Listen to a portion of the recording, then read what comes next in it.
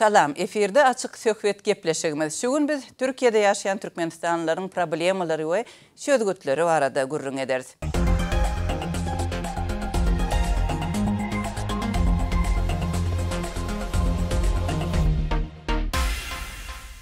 Bizim şugunki mihmanlarımız adam hukuklarını goruyucu Türkmen Helsinki Fondu'nun başlığı Tecigül Begmedova ve Türkiye'de yaşayan, bilim alayan ve işleyen Mirdan ve Ahmet.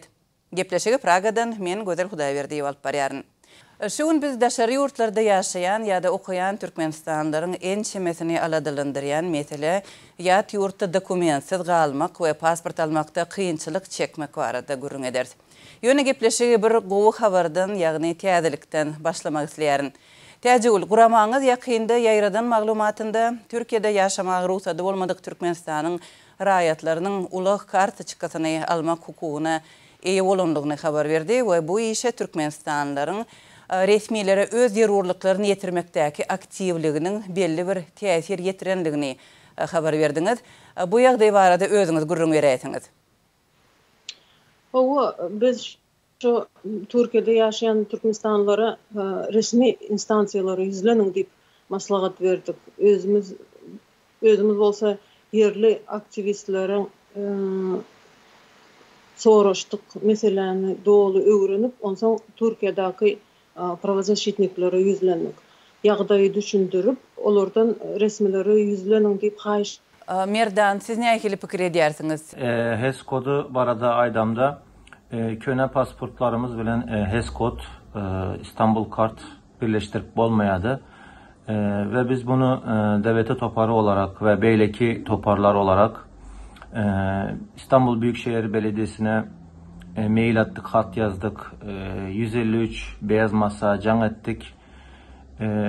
Sağ olsunlar bizim şu problemimizi çözdüler. Türkiýede Türkmenistanyň migrant köp. Olaryň anyk sany mälim näli ýönedigine geçen ýylyň özünde Türkiýanyň migrasiýa gurulugy 87.000 töweregi türkmen raýatyna wagtlaýyn ýaşaýyş ruhsatyny beripdir. Bu san pasport kynçylyklary sebäpli ýaşaýyş ruhsatyny ýüz tutup bilmeýän türkmenistanlary öz üçin almaýar. Käbir çaklamalara görä olaryň sany ýüzlerçe miň. Türkiýe koronavirus pandemiýasyna gözegiçlik güýçlendirmek tagallarlarynyň çägine täze düzgün girdi. Ýurt içinde köpçüliklerin transport feriştelerine fiýahat etmek isleýän adamlar Türk Saglyk Ministrliginden HES kodunu almaly. HES kodunu almaklyk adamyň şahsiýetini görkezýän kanuny resminama meselem ýaşaýyş ruhsatyny ýa-da pasport talap edýär. HES kodu näme?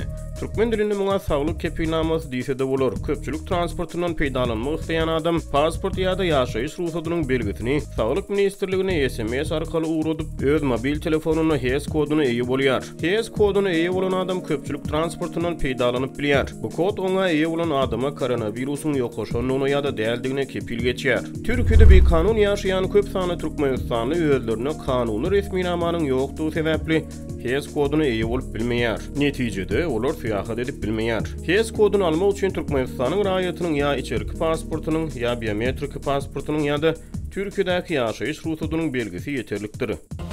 Täze transport kartlaryny girizmek meselesi Türkmenistanyň raýatlaryna nähili erwet täsir getirip bilerdi? Türkiýede ýaşaýan raýatlar hemmesi daşary ýurtdan gelenler öz Türk raýatlar transporta minme üçin ýürite kartalar bolmaly. Şu kartalary HES kod bilen seplep onsoň berilýän eken.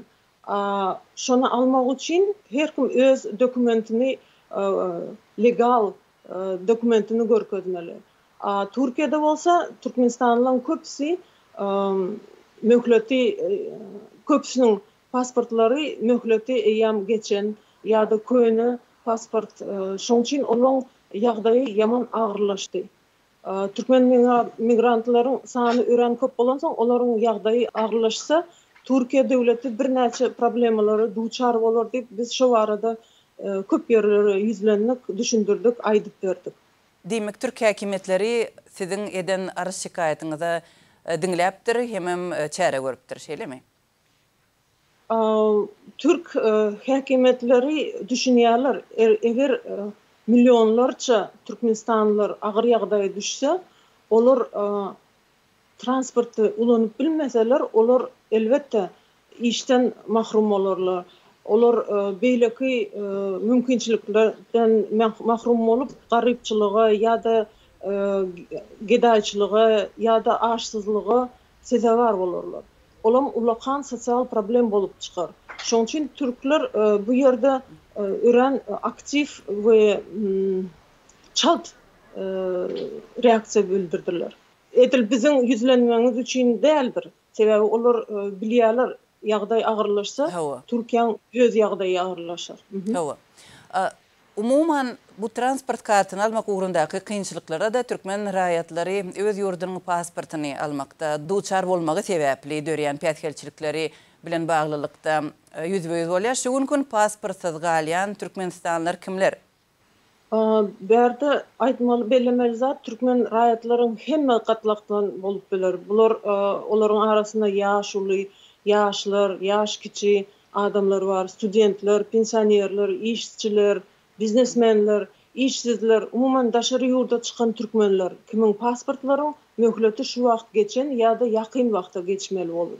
Legal düzüw pasportsuz galanlaryň hemmesi. Şol sanda köýeni ýagny ona 50 ýyllyk möhleti diýerler we täze 14-nji ýylda girdilen pasportlylar. Şol wagtdan 7 ýyl geçdi, olaryň möhleti bolsa 5 ýyllyk. Şoň üçin häzir Merdan we Ahmet bu problema barada jikme-jik aýdyp bererler, sebebi olar 100% boldular şu problemi. Bizim şu günkü mihmanlarımız Türkiye'de yaşayan Merdan ve Ahmet pasport almakdaki kıyınçılıkları öz başından geçirýärler. Ahmet, siz gurrun veräýsiňiz öz ýagdaýyňyzy. Что касается продления паспорта как такового нет. Pasportun möhletini uzaltmak barada aýdylyna pasport uzoldurmaýar. Diňe goşmaça bir kagydy berilýär. 6 aý möhletli.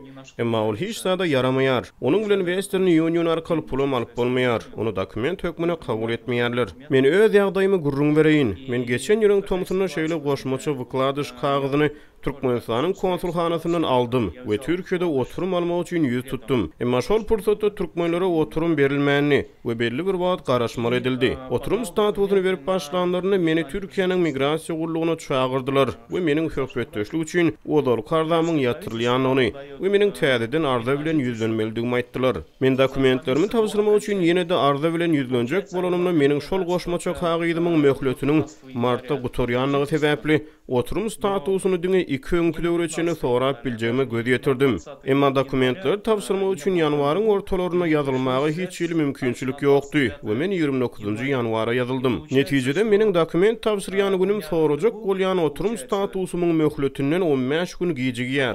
На 15 дней того числа, до которого я могу взять вид на жительство. Bu sizin alan şu vkladyş diýen kagydyňyzyň möhletiniň geçmegi bilen baglanşykly şeýlemi? Да.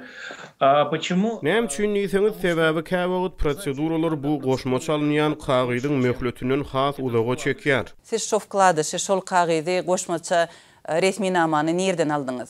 В посольстве через почту. Men onu Türkmenistanyň ilçihanasyndan aldım. Poçta arkaly dokumentleri bermeli, anketany doldurmaly we $19 tölemeli. Sonra ilçihana baryp almaly. Emma bilýäňizmi, häzir bu göze ilmeýänim bolsa, iňen köp adamyň dokument bilen bagly problemler bar. Geçen ýylda hemde şu ýyl köp adamyň pasportlary guturdy. 5 ýyllyk möhlet bilen pasport alanlaryň hemde 10 ýyllyk alanlaryň en çemesiniň möhleti guturdy. И уже вот эти проблемы тогда начались. Efirde açık söhbet gepleşigimiz. Şu gün biz Türkmenistanyň raýatlarynyň Türkiýede pasportsuz çeken kynçylyklary meselesi barada görüň edýäris. Türkiýedäki türkmen raýatlaryna pasport almakda pätgel berýän böwetler barada jikme-jik durup geçeli. Nähili pätgelçilikler bar? Edil şu gün täjegül. 2 ay öň pasportyň möhleti geçmäke insan arza edýär, hatda internet arkaly uğradýar we 2 aýdan soň täze pasporty alýar. Hiç hili böwet ýok. Türkmenistanlylar bolsa ýyllap bu meseleni çözüp bilen oklar. Olar konsulluğa baranlaryna, olaryň köpüsine Türkmenistana gidin diýip, şo taýdan şo Türkmenistana çalşyryň diýerler. Olar Türkmenistana nädip gitseler? Hasam şu pandemiýa sebäpli ýollar ýapyk. Bize ýüzleneniň aglabasy konsulluğa yüzlenip bir näçe sıynaşıp görüpdirler, olara atkaz beripdirler. Käbirleri 2-3 aylyk spravka berýärler. Ýöne olaryň hem möhleti geçen bolmaly. Şu wagt maňa bir näçe adamlar ýazýarlar, geçipdir diýip. Käbiri Türkmenistana asla gidesi gelenok. Sebäbi olaryň garyndaşlary, tanyşlary Türkmen konsulstwa ynanyp ýurda dolanypdyrlar. Aňyrda bolsa olara 5 ýyllyk deport diýilen, ýagny daşary ýurda çykmak gadagynçylyk ceza beripdirler. Bu problema öýrän agyr. Düşünün, düzü pasportyň bolmasa, senin oturum vizaň ýok. Oturum vizaň bolmasa, işe, okuwy almaýarlar. Medisina kömekden mahrum bolýarlar. Çağılan sosial durmuşdan kömekden mahrum bolýar. Şeýdip seni howsala salarlar. Sen arkaýyn ýaşap bilen ok, sen her gün gaýgy edip ýatanda turanda diňe şol problemi barada pikir edýän. Bu ýagdaý adamlary kriminala iterýär. Ýa-da araçylary pul berip pasport ettirmeli ýa-da gizli nelegal bolup ýaşamaly. Polislerden gaçyp ýaşamaly. Demek bu ýagdaý işsizlige, gulçylyklyga getirýär. Türkmen konsulstwaň işgärleri öz raýatlaryna hiç ýyly ýardam berenoklar. Diň İstanbulda däl, hemme ýerde, Kiýewdaky, Moskwadaky, hatda Pekindaky konsulstwalar şular şunyaly ýagdaýa Türkmenistanlary getirýärler. Bu ýagdaý peýdalanyp, käbir konsul işgärleri pasport täzelemek üçin $3000 çenli alýarlar diýip maglumatlarym bar. Bu kriminal işe olara yerli araçlar kömek edýär diýip türkmenler bize gurrun berýärler. Gözel. Biz gynansagan bu meseleni barlap bilmeýäs. Ilçixananyň resmileri bilen habarlaşmak gaty kyn, olardan jogap almak hatda bolmaýar diýse-de ýalňyşmarys. Türkmen häkimetleri ýurdyň daşynda şol sanda Türkiýede ýaşaýan raýatlar barada resmi statistikany hem bermeýärler. Türkiýanyň migrasiýa gullugynyň soňky statistikasyndan çen tutsak, bu ýurt Türkmen raýatlarynyň köp barýan ýeri bolup 2020-nji ýylda Türkiýede 60,5 müň Türkmenistanla gysga möhletli ýaşaýyş ruhsady berilipdir. Olardan 12 müňden gowrak studenta ýaşaýyş ruhsadyny we 4 müň töweregi Türkmenistanla maşgala ýagdaýlar boýunça ýaşaýyş ruhsady berilipdir. Emma Türkiýede ruhsatsyz ýaşaýan Türkmenistanlylaryň näçesiniň bardygyny göz öňüne getirmek kyn. Täzegül sizde olaryň sany barada nähili maglumatlar bar? Käbir maglumatlara göre tahminen 1 milyona çenli Türkmen raýaty Türkiýede bekanun ýagdaýda ýaşaýar diýip eşitýäs. Biz statistik organ däl, ýöne bu ýagdaýy düşünler diňe Türkiýede däl, beýleki ýurtlarda şeýle jemi toplasaň hemmesini şonu 1-2 milyon bolmagy mümkin. Sebäbi her gün biz şunyaly habarlar alýas. Häzir şu 20-nji ýylda 70 müňe çelli diýdiňiz. O diňe bir ýylyň içinde. 20 ýyldan bäri türkmenler Türkiýe gatnaýarlar. Türkiýe viza almagy hökmen bolmansaň, bu iň ansat ýol bolýar. Şoň üçin 20 ýyla boşsaň ýa köpelseň özüňiz bilersiňiz näçe bolýandygyny. Ähmet Merdan, sizde nähili maglumatlar var? Türkiýede ýaşaýan Türkmenistanlylaryň sany barada. Merdan, sizden başlaýaly. Türkiye'de yaşayan gatıken köne pasportlu, vizasız yaşayan vatandaşlarımız. Ben 2007 yılda geldim Türkiye'ye. Ben gelen yılımda yurt içi pasaportu bilen yurttaşına çıkıp bolýady. Bizden yurttaşı pasaport soranoklardı. Ben gelen yıllarım 13 yıl oldu gelenime. Erçegeze konsolosluğa yüz tutan ýagdaýymda da bana pasport vermediler. Yurt içi pasportumda gezip ýörün. Hiç hili medisinski kömeklerden peýdalanyp bilemok. Nädip siz soň oňuşýaňyz yerli düzgünlere göre sizin elinizde pasport bolmaly. Pasport soralan okmy Türkiýanyň häkimetleri tarapyndan sizden? Türkiye'nin hekümetleri tarafından Türkiye'de oturma izni diye kartçıka var. Oturma izninin sorayalar. Biz pasportumuzu görkeyes. Olar hem ýagdaýymyzy düşünýärler. Hissat diýenoklar. Siz işleýäňiz Türkiye'de şeýle mi? Hava işleyen inşaat işinde. Ähmet, sizde nähili maglumat? Из-за безответственности нашего государства из-за того, что Biziň döwletimiziň jogapkärçiliksizligi derarly we dokumentler bilen bagly meseleleri çözmekde öz borcuny ýerine ýetirmeýänligi sebäpli raýatlarymyzyň köpüsi 90% bir kanuny galýarlar we ähli dokument hukuklaryny we ýöneki adam haklarynyň mahrum bolýarlar. Şeýle adamlaryň sany güni-günden köpelýär. Edil häzir pasport bilen bagly problemler bolmadyk ertirki gün kynçylyklary bilen ýüzbeýiz bolarlar. Şeýle adamlaryň sany onlarça belki de ýüzlerçe müň. и таких tысячи, десятки, сотни тысяч.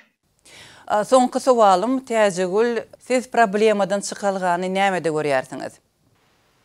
Biz bu meseleni çuňur öwrenmekçi we elimizden geleni etjek bolýarys. Ýöne bize raýatlaryň öýleri kömek etmeli, passiv bolmaly däl, öz pasport ýagdaýlaryny jikmejik arza ýazyp ýüzlenmeli, konsulstwalara jaň etmeli, barmaly, ýatmaly däl. Şoň üçin diňe şolon kömegi bilen bu mesele çözülüp biler. Merdan, siz nähili pikir edýärsiňiz? Pasport talap etmeli, konsulsa yüzlenmeli. Yani konstitusiyaya göre bize pasport vermeli yurttaşında, vatandaşına. Azatlyk radiosynyň açyk söhbet gepleşiginiň şuňky sanynda biz Türkmenistanlylaryň pasport almakdaky kynçylyklary barada gurrun etdik. Biziň şuňky mehmanlarymyz Türkmenistanyň Helsinki fondunyň başlygy Täjegül Begmeýedow we Türkiýede ýaşaýan we okaýan Türkmenistanlylar Merdan we Ähmet. Gepleşigimize gatnaşanyňyz üçin köp sag bolun.